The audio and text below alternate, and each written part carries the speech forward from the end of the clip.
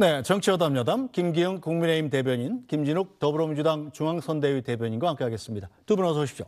안녕하세요. 네, 이재명 민주당 대선 후보의 선거법 관련 대법 전원합의체 선고가 잠시 뒤 3시부터 이루어집니다.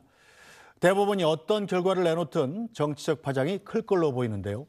각 당의 전망부터 듣고 오겠습니다.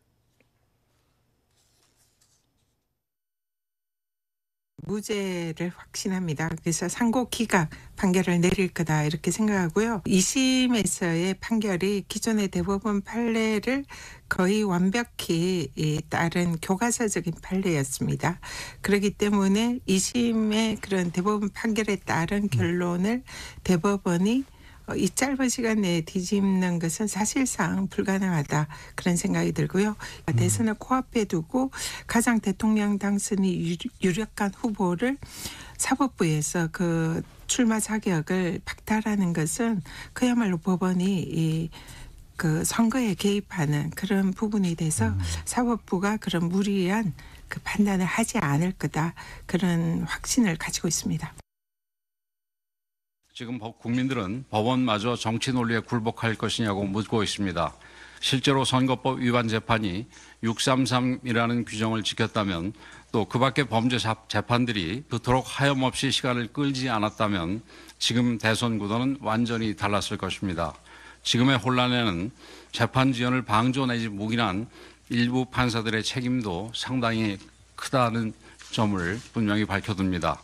그런데도 이재명 후보는 자신의 범죄까지 검찰 탓으로 돌리고 있습니다. 오늘 어떤 판결이 나오든 이재명 후보가 정치 무자격자라는 사실은 변함이 없습니다.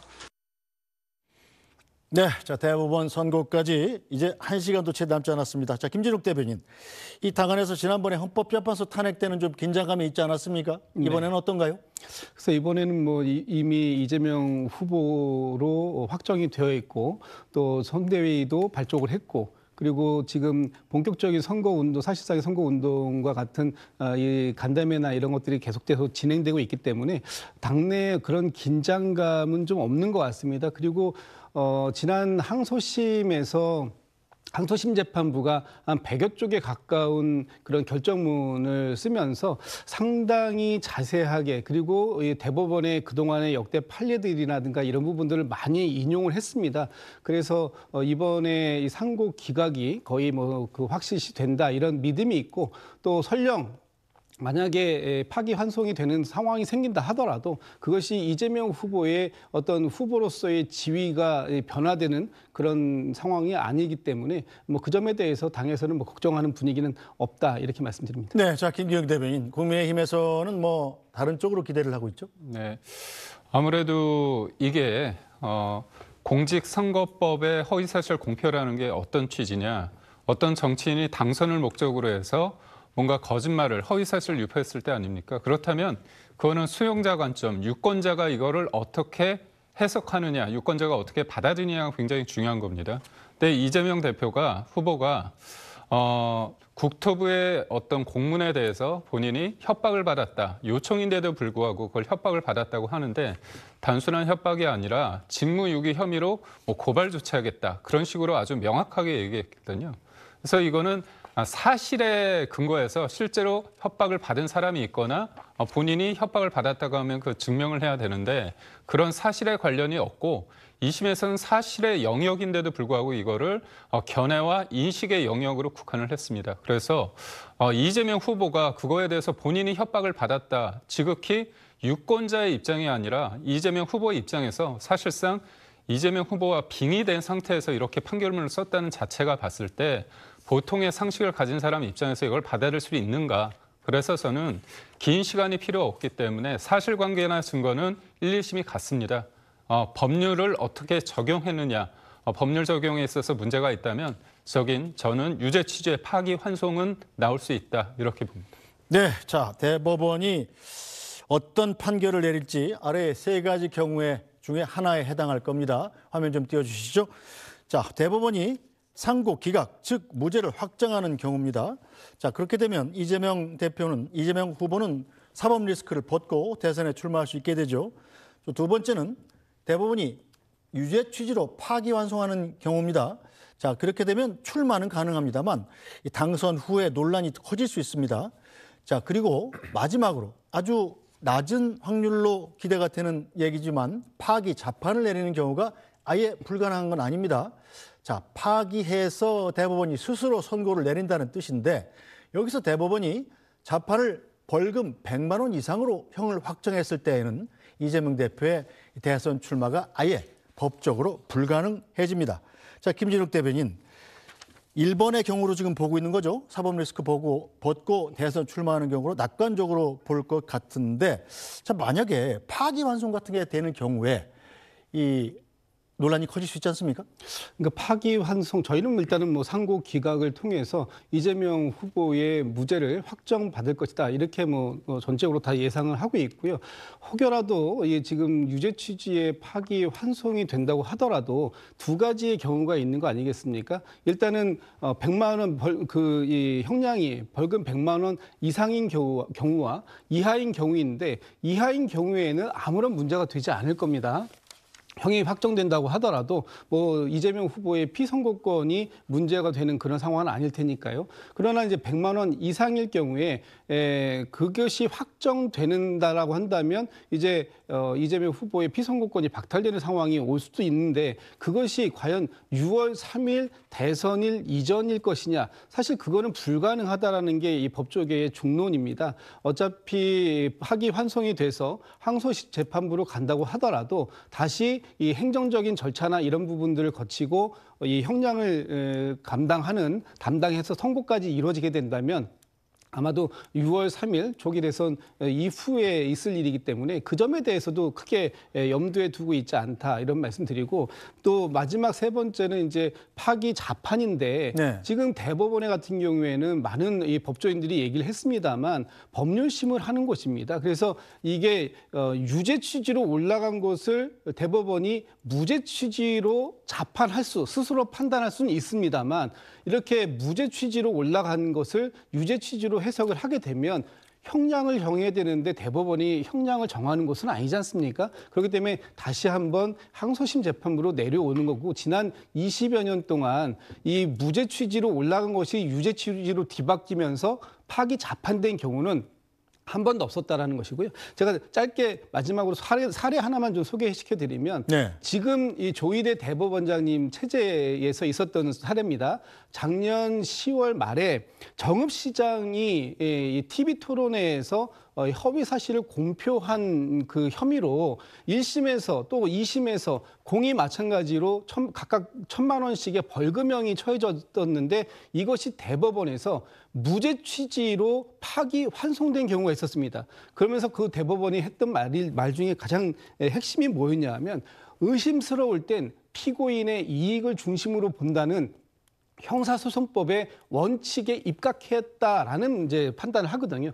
이번에도 항소심 재판부가 충분히 그런 의지를 가지고 평가를 한 것이고 결론을 낸 것이기 때문에 아마 대법원에서 항소심 재판부의 결론을 존중하는 그런 결정이 나올 것이다, 이렇게 예상하고 있습니다. 네, 자, 김기현 대변인, 민주당에서는 이렇게 무죄를 확신하고 있습니다만 국민의힘 내부에서는 5월 1일이란 날짜, 그러니까 대법원이 전원합의체 회부하고 아주 너무나 이례적인 속도로 빨리 결정 오늘 내는 거 아니겠습니까?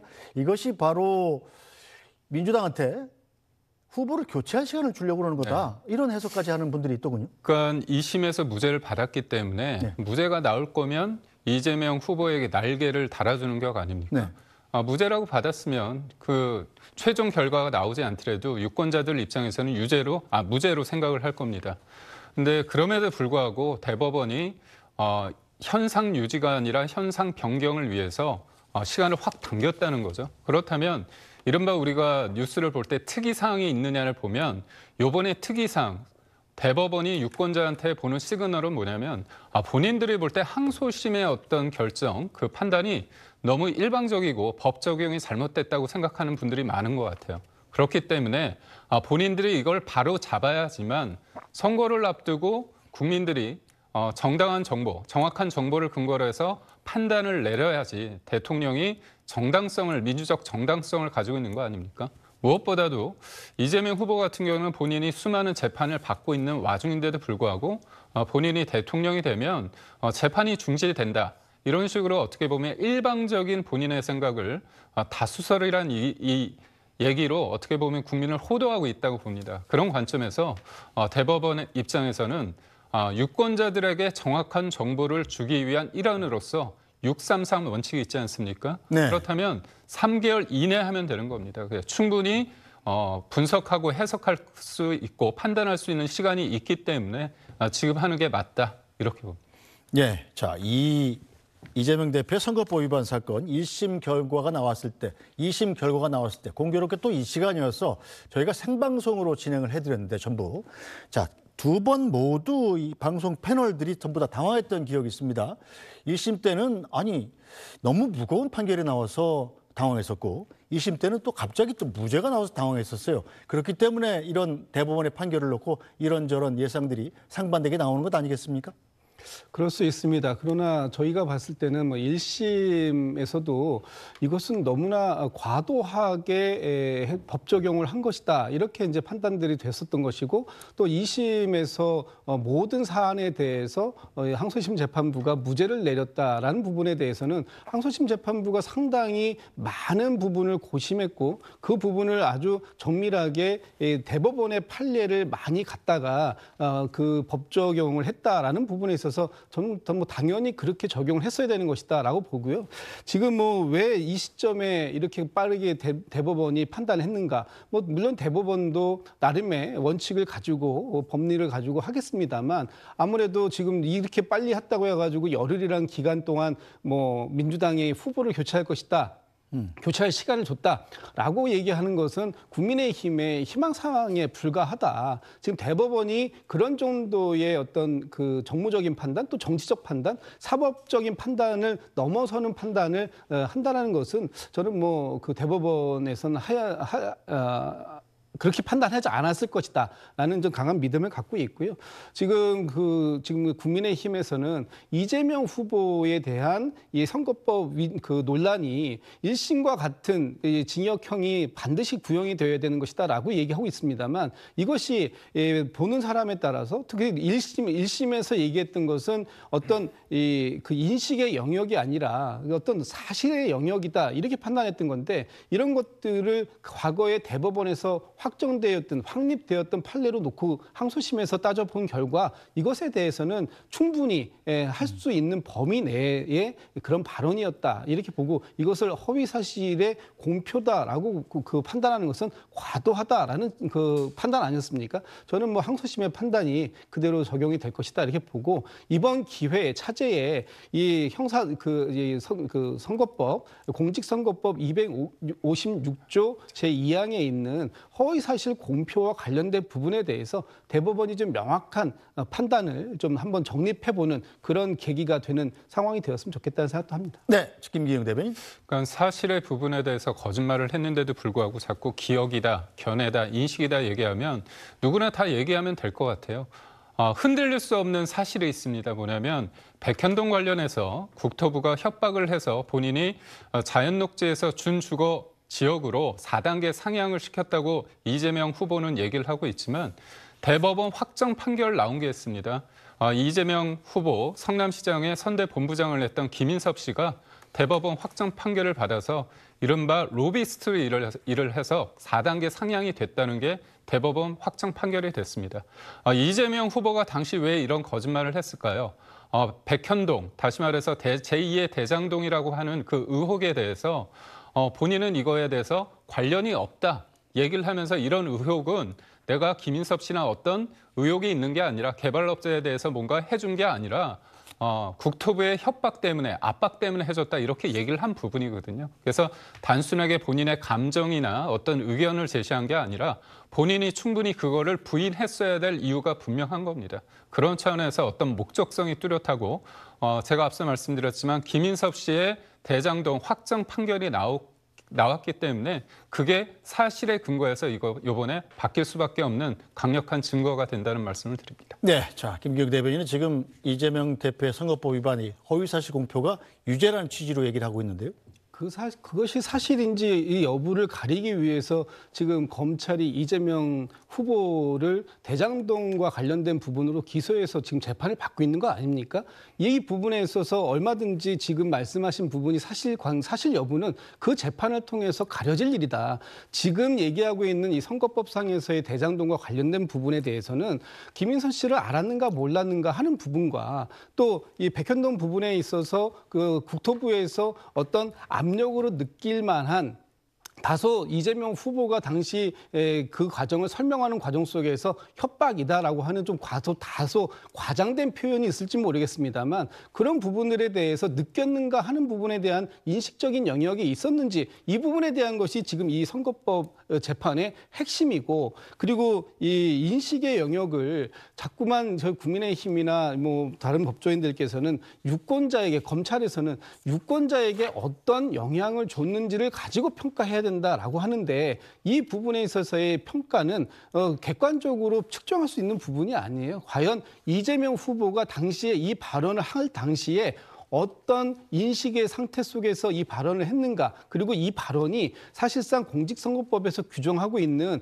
허위 사실에 해당되는가 이 부분만 놓고 판단하면 됩니다. 뭐 지금 뭐 많은 부분이 사실이다 그러는데 그 사실관계를 확인하기 위해서 지금 검찰이 이재명 후보를 여러 건에 대해서 기소하고 지금 재판을 하고 있는 중 아닙니까? 그리고 재판 결과가 확정적으로 나오기 전에 그것을 사실로 단정하는 것 이거는 저희는 좀 받아들이기가 좀 다소 어렵다 이런 말씀드립니다. 네. 대법원의 최종 판정 이제 36분 뒤면 공개됩니다. 자, 전원합의체 결론은 재판관 총 12명 가운데 지금 7명 이상이 찬성하는 쪽으로 결론이 내려지게 되는데 과연 대법관들은 어떤 결론을 내렸을지 35분 뒤면 확인하실 수 있습니다.